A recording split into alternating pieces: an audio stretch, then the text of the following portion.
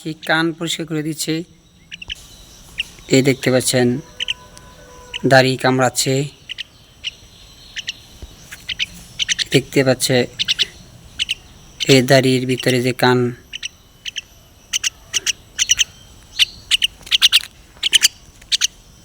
এই যে দাড়ি, এই দেখতে পাচ্ছেন কানের ভিতরে মুখ দিচ্ছে।